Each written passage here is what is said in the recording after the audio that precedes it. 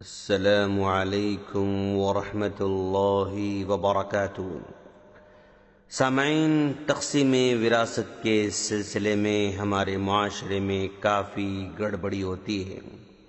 وراثت کا مسئلہ بہت ہی اہم ہے اور عام طور پر معاشرے کے دو کمزور طبقے یعنی یتیم بچے اور عورتیں تقسیم وراثت کے سلسلے میں ظلم کا شکار ہو جاتے ہیں۔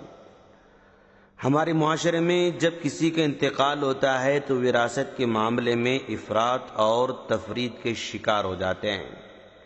کہیں یوں دیکھنے میں آیا کہ ابھی تدفین بھی نہیں ہوئی لیکن وراثت کی لڑائیاں ہو رہی ہیں۔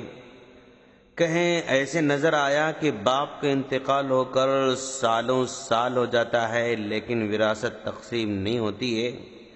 بہنیں وراثت کا مطالبہ کرتی رہتی ہیں لیکن تقسیم نہیں کیا جاتا، بلکہ ساری پراپرٹی سے صرف بھائی لوگ فائدہ اٹھاتے رہتے ہیں۔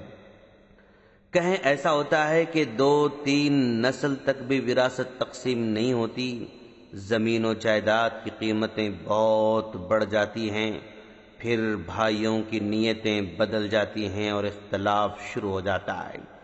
اس لیے بہتر یہی ہے کہ انتقال کے چند دنوں کے بعد ہی کسی عالم کی نگرانی میں وراثت تقسیم کی جائے۔ یاد رہے، کچھ لوگ یہ سمجھتے ہیں کہ جلدی وراثت کی تقسیم کرنا آپس میں محبت نہ ہونے کی علامت ہے۔ ایسی کوئی بات نہیں ہے دوستو۔ جو کام بعد میں اختلاف کو جنم دے سکتا ہے اس کو پہلے ہی سے انجام دینا یہی عقل مندی ہے۔ اگر لوگ جلد وراثت کی تقسیم کا مطالبہ کرتے ہیں تو ہرگز یہ نہ سمجھیں کہ یہ بہت لالچی لوگ ہیں، یہ تو اس کا حق ہے، وہ جب چاہے مانگ سکتا ہے۔ حقداروں کا حق جلد پہنچانا ہی صحیح طریقہ ہے۔ کچھ بھائیوں اور بہنوں میں اتنی انڈرسٹینڈنگ ہوتی ہے کہ سالوں سال اس کا ذکر بھی نہیں ہوتا ہے، بلکہ دن گزرتے جاتے ہیں۔ لیکن ایسے لوگوں کے لیے بھی مشورہ ہے کہ وہ محبت کے ماحول ہی میں تقسیم کر لیں تو بہتر ہوگا، کیونکہ محبت کا ماحول ہوتا ہے تو آسانی سے بات بن جاتی ہے، بغیر کسی اختلاف کے مسئلہ حل ہو جاتا ہے۔ علم میراث ہر گھر کی ضرورت ہے دوستو۔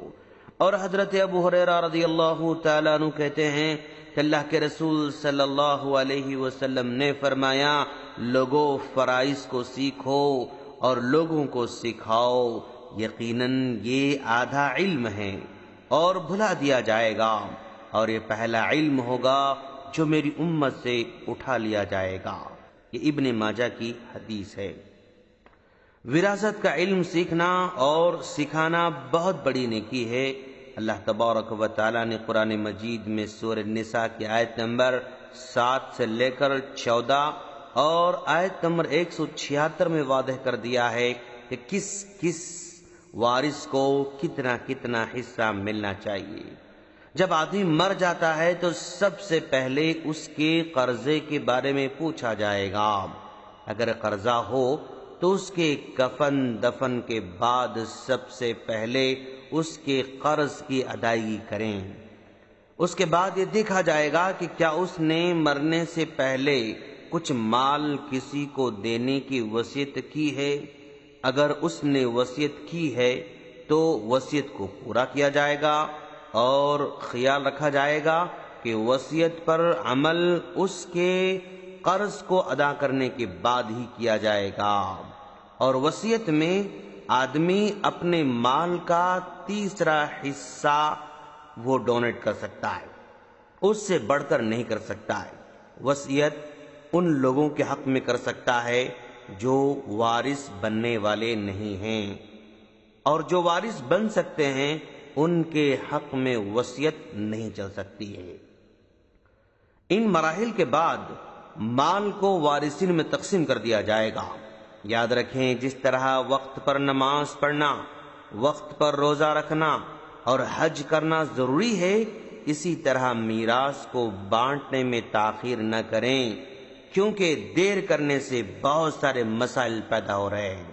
یاد رہے، قاتل مقتول کا وارث نہیں بن سکتا ہے، اگر کوئی آدمی اپنی زندگی ہی میں مال اپنے بچوں میں وراثت کے طور پر تقسیم کرنا چاہتا ہے تو جتنا بیٹے کو دیے گا اتنا ہی وہ بیٹی کو بھی دینا پڑے گا، کیونکہ ایک لڑکے کا حصہ 2 لڑکیوں کے برابر مرنے کے بعد ہے۔ زندگی میں اگر تقسیم کیا جا رہا ہے تو لڑکے اور لڑکیوں کو برابر برابر تقسیم کرنا پڑے گا۔ کسی بیٹے یا بیٹی کو عاق نامہ کی وجہ سے میراث سے محروم نہیں کیا جا سکتا ہے۔ مسلم اور غیر مسلم کا یا غیر مسلم مسلمان کا وارث نہیں بن سکتا ہے۔ بعض لوگ کہتے ہیں کہ ہماری بہن نے ہمارے لیے اپنا حق چھوڑ دیا ہے۔ یہ بالکل غلط بات ہے دوستو۔ یہ مال ہڑپ کرنے کا ایک بہانہ ہے، کیونکہ چھوڑے گی تو تب جب اس کے مال پر اس کا قبضہ ہوگا۔ وہ تو رشتہ داریاں ٹوٹنے کے ڈر سے کہہ دیتی ہے کہ بھائی میرا حق بھی آپ ہی رکھ لیں۔ حصہ دیے بغیر صرف یہ سمجھ لینا کہ میری بہن مالدار ہے، اس کو وراثت کی ضرورت نہیں ہے، یہ سمجھ کر مال رکھ لینا غلط بات ہے۔ یہ بھائی لوگ اتنے تنگ دل ہوتے ہیں، یہ سمجھتے ہیں کہ ہمارے والد کی پراپرٹی بہن کو دیں گے تو بہن بھی استعمال کر لیں گے۔ کسی تنگ دلی میں دینے سے کتراتے رہتے ہیں۔ ان کو یہ بھی سمجھ میں نہیں آتا، بلکہ ان کو سمجھنا چاہیے کہ اسلامی قانون پر عمل کرنے سے وہ گھاٹے میں نہیں رہتے بلکہ فائدے ہی میں رہتے ہیں۔ جب ان کی بیوی کے والد کا انتقال ہوگا نا تو ان کی بیوی کو بھی وراثت ملنے والی ہے۔ اگر آج یہ اپنی بہن کا حق ماریں گے تو کل ان کی بیوی کے بھائی بھی اس کا حق مار سکتے ہیں۔ نتیجے میں دونوں بھی گنہگار ہوں گے، کیونکہ دونوں نے بھی شریعت کے ساتھ کھلواڑ کیا ہے۔ اس لیے گزارش ہے کہ جن کا جو حصہ ہوتا ہے کسی عالم سے جو وراثت کے مسائل سے واقف ہوتے ہیں معلوم کریں اور جلد سے جلد وراثت کے مال کو تقسیم کر دیں۔ ہم اللہ تعالیٰ سے دعا کرتے ہیں کہ اللہ تعالیٰ ہم تمام کو اسلامی شریعت پر عمل کرنے کی توفیق عطا فرما، آمین۔ السلام علیکم ورحمۃ اللہ وبرکاتہ۔